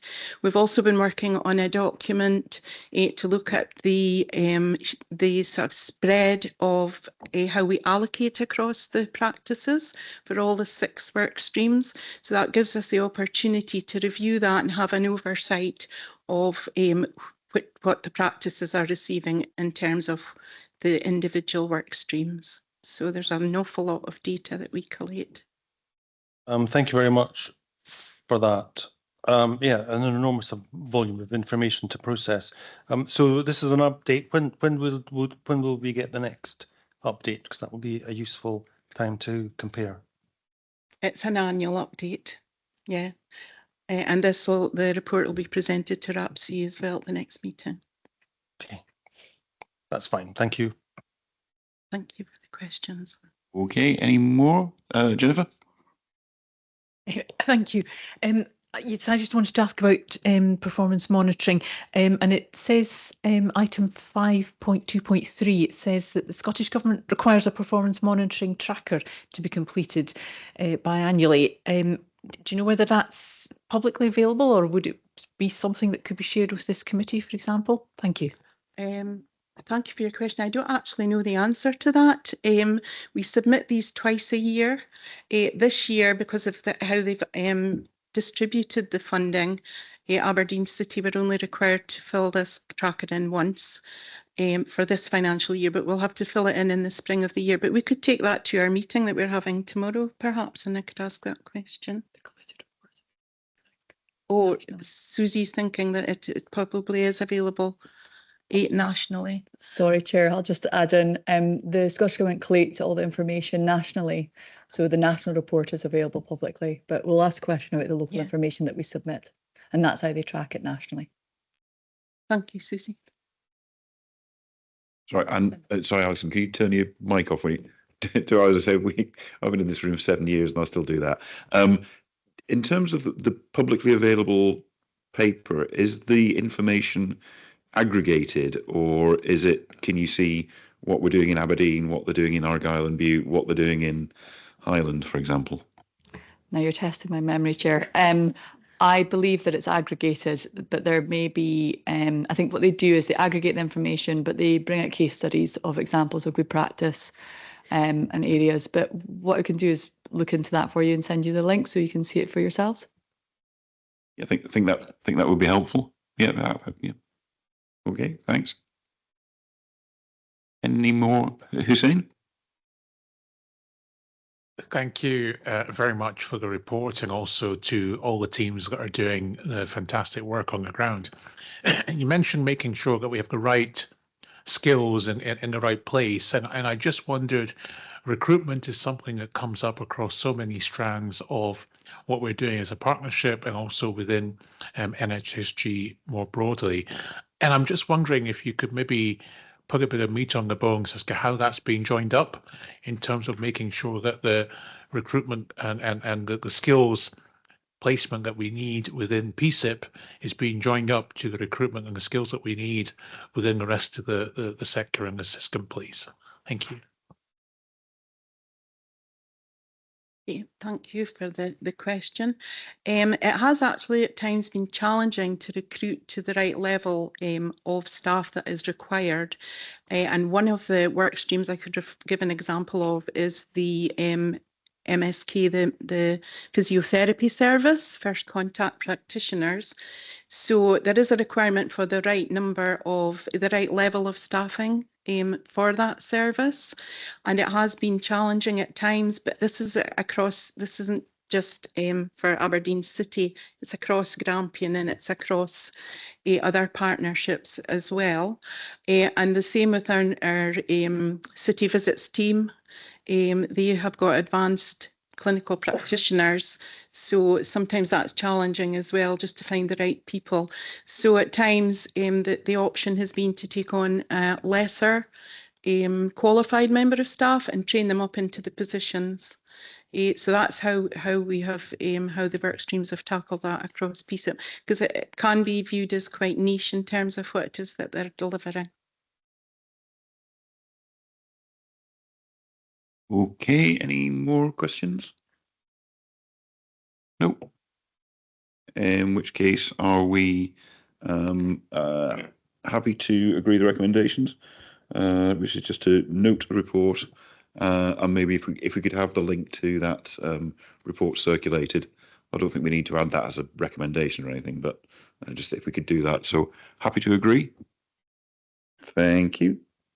And that brings us on to the IJB climate change reporting, which is a report that we, and indeed I think it's all public bodies have to submit to Scottish Government on a periodic basis. Callum, is there anything you want to draw attention to in this, or just take questions? Yeah, thank you. I suppose just a couple of things that might be useful to draw attention to. So, as you mentioned, all public bodies are obligated to produce this return to the Scottish Government on an annual basis. The IJB is quite unique in many ways in terms of its standing or its characteristics as a public body.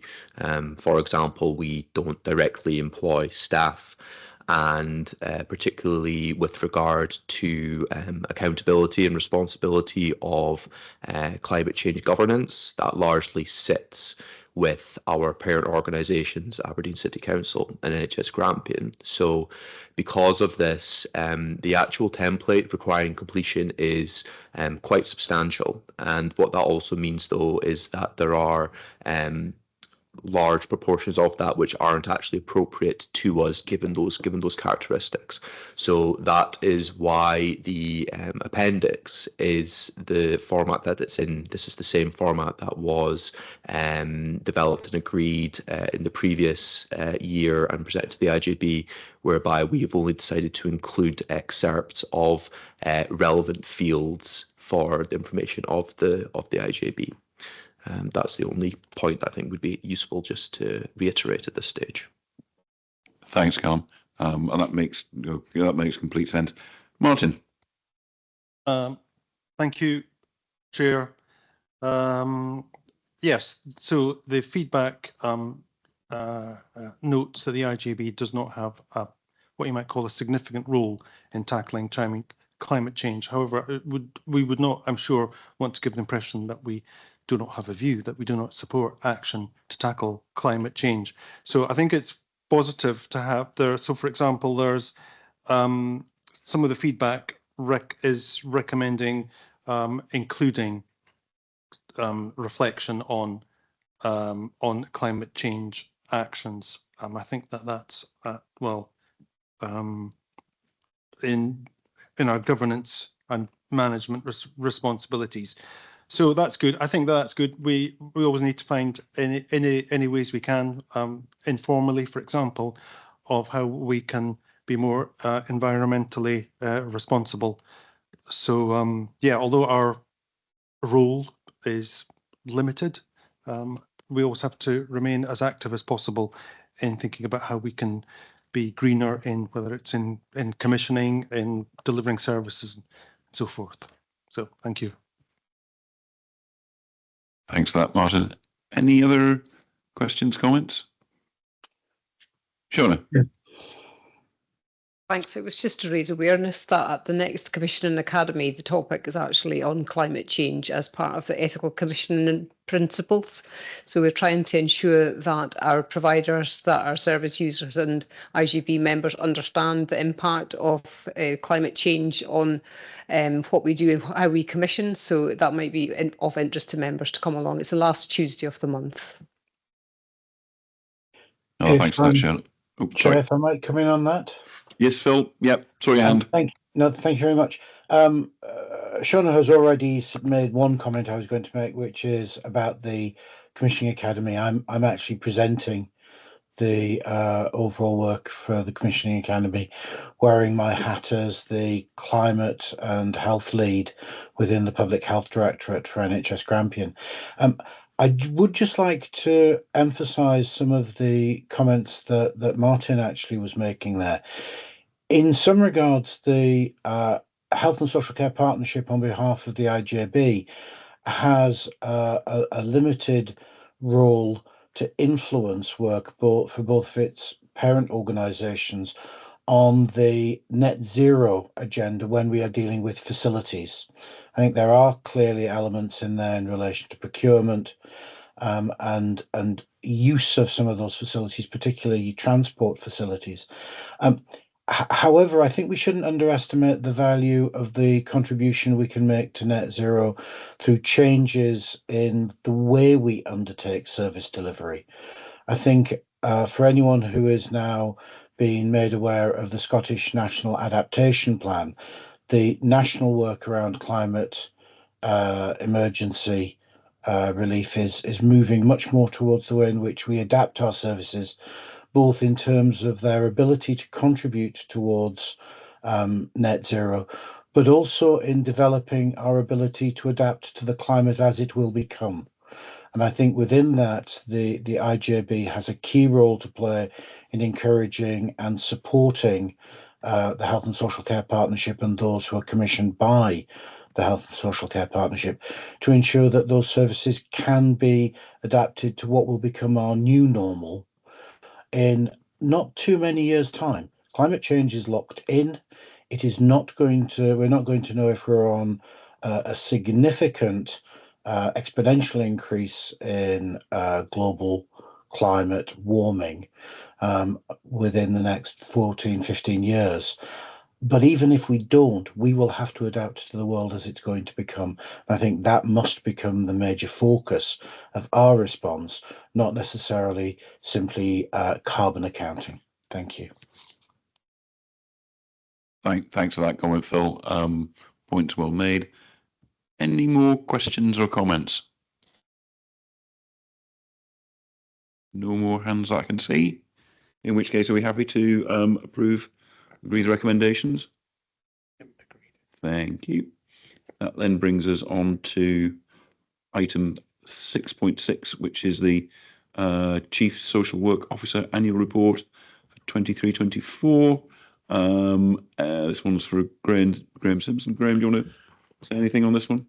Thank you, Chair, and thank you for giving me this opportunity to introduce my annual report and to formally recognise the significant contribution made by social work staff over the year 23-24.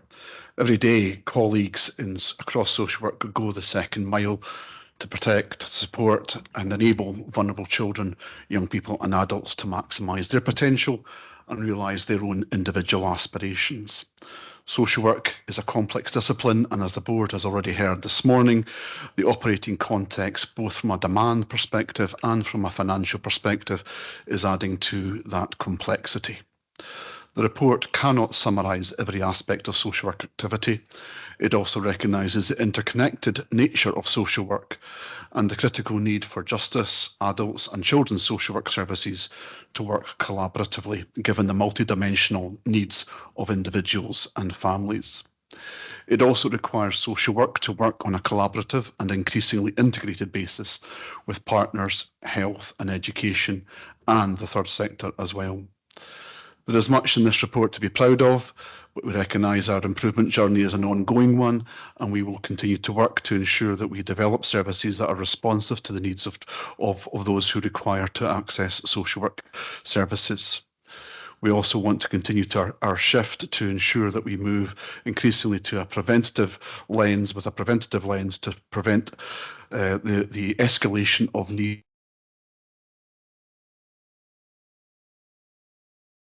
Well, I'm happy to answer any questions on the report, but thank you again for this opportunity to share the report with the board. Yeah, thanks for that, Graham. I think that just reinforces the some of the things we were talking about earlier about the need for a whole system approach. So any comments, questions? Martin. It's a very positive, very encouraging report covering so many different areas of care. So it wouldn't really be helpful to point to individualize on anything in particular. But I think overall, there is towards the end that section on new ways of working and outcomes. And I think that information does demonstrate the very positive, innovative approach of the teams in planning, in coordinating care, particularly in a very challenging financial environment, increasing legislative demands coming through all the time. We heard about GERFI, so that there are new helpful ways of collaborating and developing that teamwork, which is at the heart of care of young people and adults and vulnerable people. So yeah, just many thanks for that spirit of collaboration and innovation.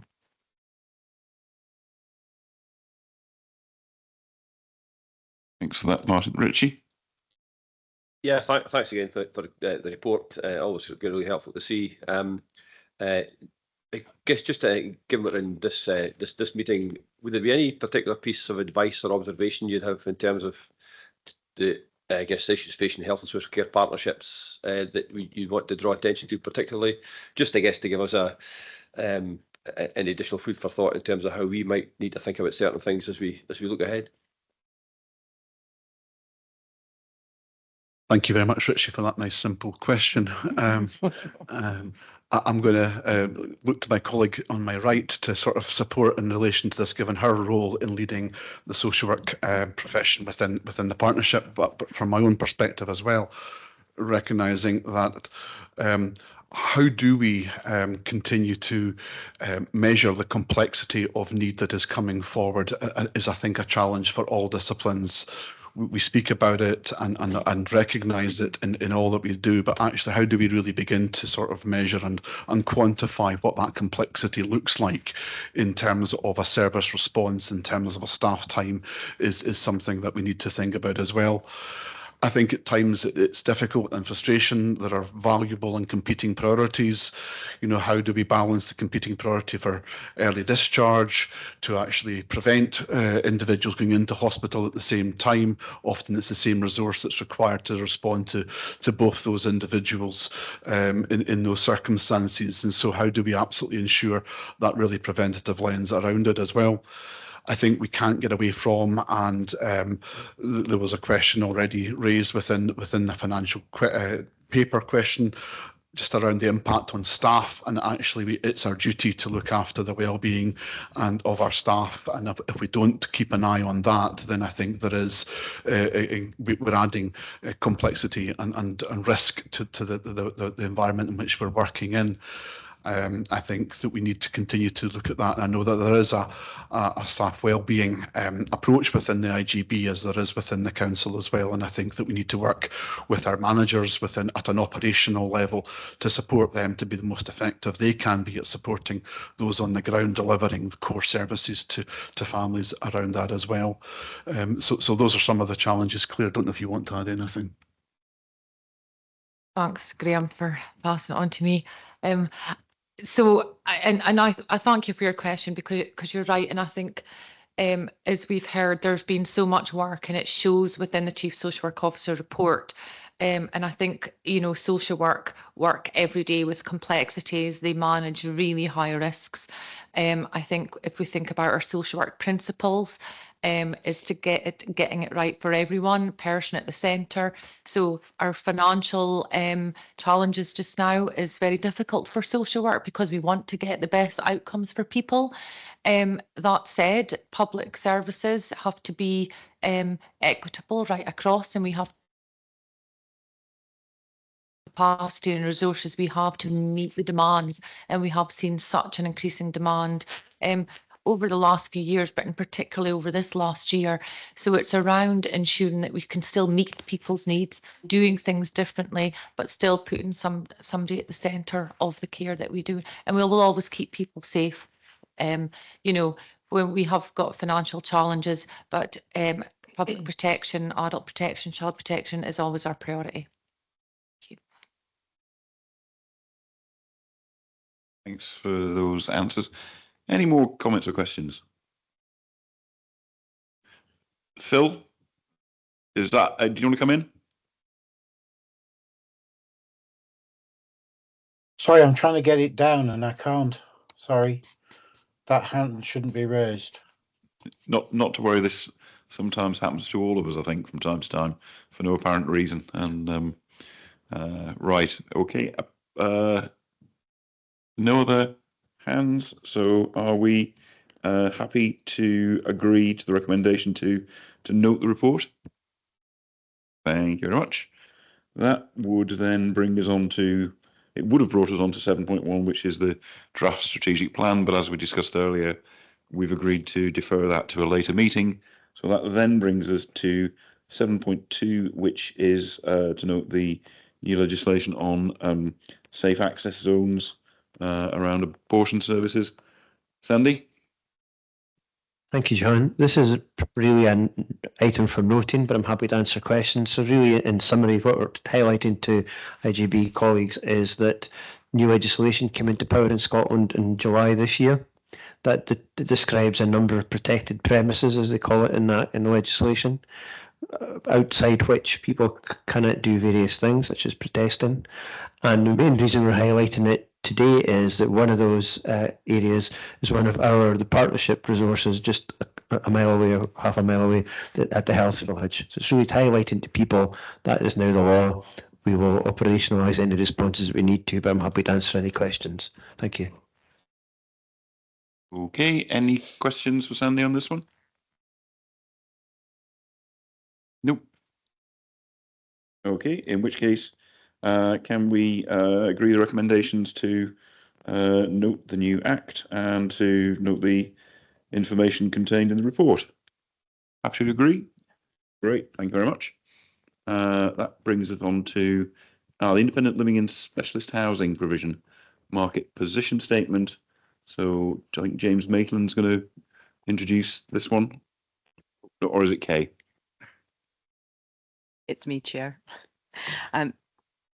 We are seeking approval today for our independent living and specialist housing provision market position statement. This has been an extensive piece of work that has been sought after and is hotly anticipated, I think, by partners, especially the local authority and NHS. It seeks to set out what we have now in terms of specialist accommodation and what we will need and what our projection is. So what we have now and what our demand is now against what provision we have now, and then a projection of what we will need in 10 years' time. And so we seek to identify really the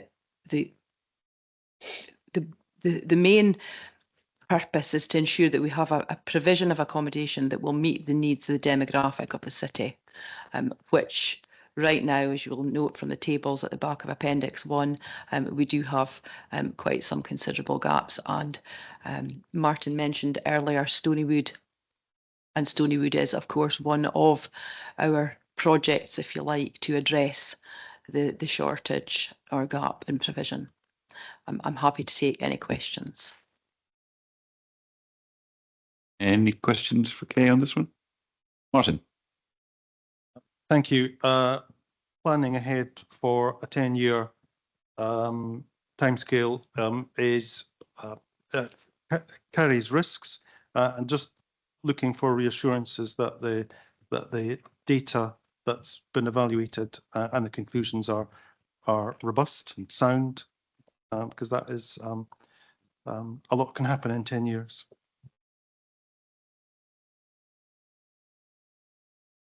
Yes. Essentially, that's what's made the key provision of the report so challenging. So we've done extensive work with partners, internal partners and external partners. We've also looked at demand over time. We've tied up with public health, and my colleague Phil Mackey, who's on the call online, has been heavily involved in that also, to ensure that we're looking at population need information, as well as what we know locally. So that has given us our 10-year projection.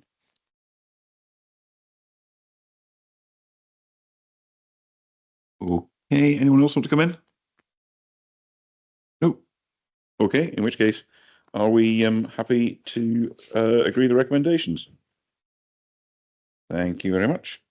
That brings us on to 7.4, which is the North East Population Health Alliance end of year progress report, which is for noting. Fiona, do you want to say anything on it? Yeah, I guess we've spoken quite a bit today about that whole system, and hopefully it's evidence that whole system working that we are doing. We've absolutely got that agreed strategic partnership around about how we're going to tackle population health. And as you see in the report, there's the high level themes that have been focused there, and the appendix at the end does show the progress made.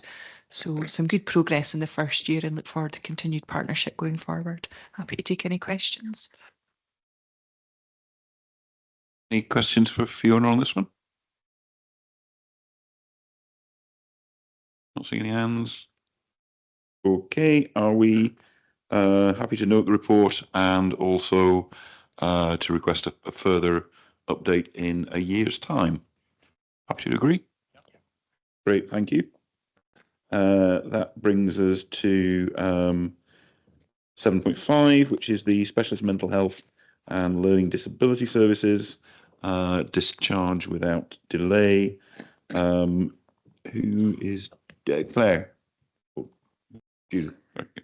Hi, I'm Claire Smith. I'm the lead nurse for Specialist Mental Health and Learning Disability Service. The purpose of this report is to update the IGB on improvement activity within our service in relation to the national oversight of discharge without delay. This is a follow-on paper from the Citywide Discharge Without Delay Action Plan from a previous paper that was approved at the IGB in September. Our aim with improvement work is to develop and deliver a local and sustainable system flow, and return to home pathways, and support and reduce hospital admissions, delays in hospital and out of area placements. And we are currently working collaboratively with Health Improvement Scotland, particularly around about improving practice and early planning for discharge and reducing the delays within the hospital. I'm happy to take any questions. Okay, thanks for that. Any questions for Claire? Hussein?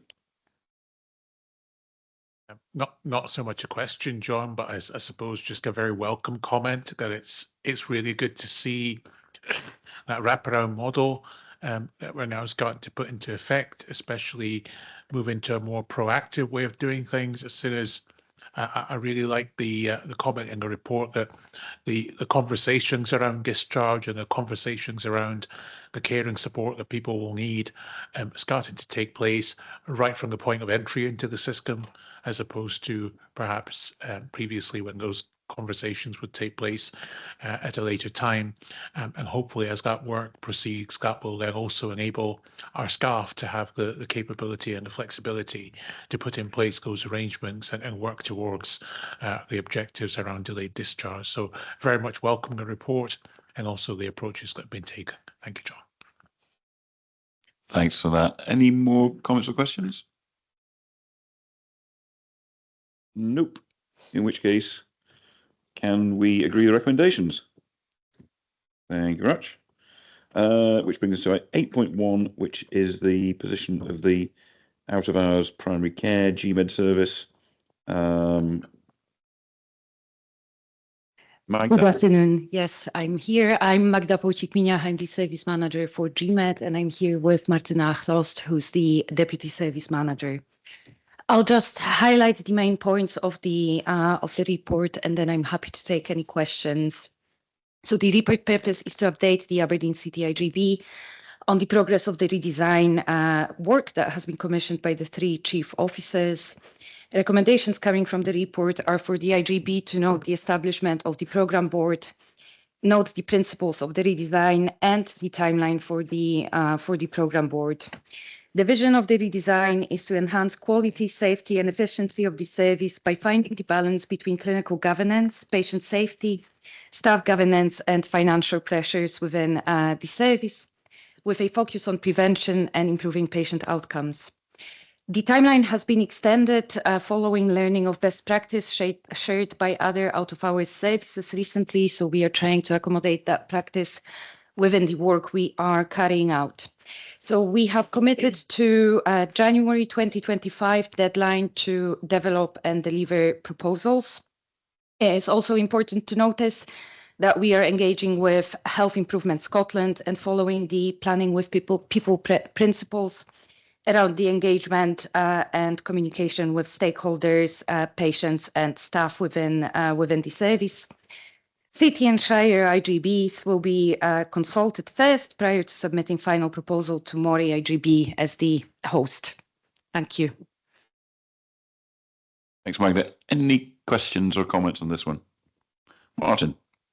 Well, it's very good to see that there has been this review because it has clearly identified some issues such as that difference between the bank rates and the other rates, which I don't imagine would have been evident if there hadn't been that review. So so it's good to see that there's a variety of different improvements that have come out of this this investigation. Good. Thank you. Thanks for that. Alex. Thanks. Just a couple of questions from me, if that's okay. So the first one, Magda, is around about, I think it's picking up on Martin's point. Do you anticipate that first point in relation to the payments between medical, bank and salaried actually costing more money than what the services provides at the moment? Is the first question that I've got. The second question, I think, is maybe around about, you know, once the model comes forward, is it going to be, you know, how do we make sure that that's affordable within the financial envelope that we've currently got, and is there anything more that we need to do as a board in relation to that? And then the final point, I just really wanted to, when I have a look at the people who are actually on the in the terms of reference, I noticed that it does talk about finance within there. I was just wondering who the financial support was on there, and just looking to make sure that, you know, as we go through this process, that, as you talked about, that balance between clinical, financial and staff and governance is maintained. Thank you. So the issue of the bank and salaried pay is a historical issue because the medical pay for the out-of-hours GPs is not guided through the Scottish Government. So these are the locally set rates that we have influence over that. So the since this report has been written, the recommendation has been made around the pay. This discussion is now being held within the LNC, which is the local negotiating committee. So that's BMA, NHS Grampian workforce, with some representation from the service around the historical background for the pay inequality within the service. So this is out with the hands of the redesign program board, since it's being discussed by NHS Grampian. GMED historically has always been overspending, unfortunately, as a service. So as far as I can think, that financial position for the service has not been the greatest. We have been doing a lot in the recent couple of years to improve that position, and we can report an underspend at this point of the financial year. We are underspending by 90,000, which is a well improved position comparing to previous years. Unfortunately, it's difficult for me to say whether the model that we will be putting forward will be more financially efficient, and the financial position will look better, because obviously, as it is highlighted in the report, and as you highlighted, Alex, we need to find the balance between staff safety, patient safety, and that financial pressure that we are being faced with. But as things stand, our position is much improved.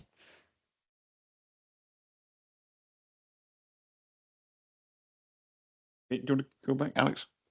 Thanks for that. That's really helpful. I appreciate all the work that's been done over the last couple of years, and ever since I've been about in relation to this. I just think it'd be helpful that when the options come back, that we're able to assess it between the three of those kind of criteria. As I say, concerned that the costs might rise further as a result of this, and then this will have an implication on the IJB's budgets.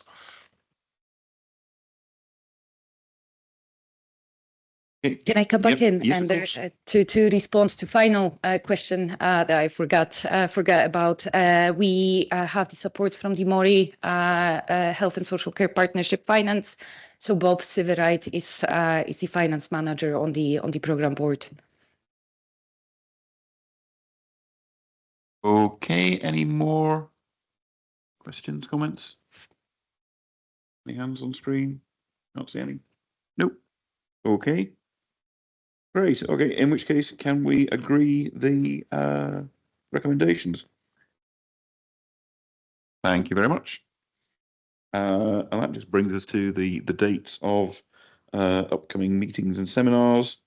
So we've got topic-specific seminar on the 14th of January, an IJB Insight session on the 28th of January, and the next meeting of the IJB is on the 4th of February, which brings us to the end of the meeting. So actually, for those, it sounds a bit early to say it, but Merry Christmas to those of you who I don't see until January. I'd like again to apologise for the temperature in here. I promise you, it's not normally like this. It's normally too hot. Be interested in any feedback and comments on the sound system, so we can work out whether you're happier going back to the health village, or happier doing it here or in one of the committee rooms, where the sound system, in theory, should be the same. And I promise the heating will be fixed by then, but I can't really promise that. It's like when you're talking to a constituent, you have to say, I'll try my best to get it fixed, because you can never quite be sure. But anyway, there we are. I think that's the end. Thanks all for your contributions, and looking out of the window, for those of you who've got a distance to go, please drive carefully. Thanks again.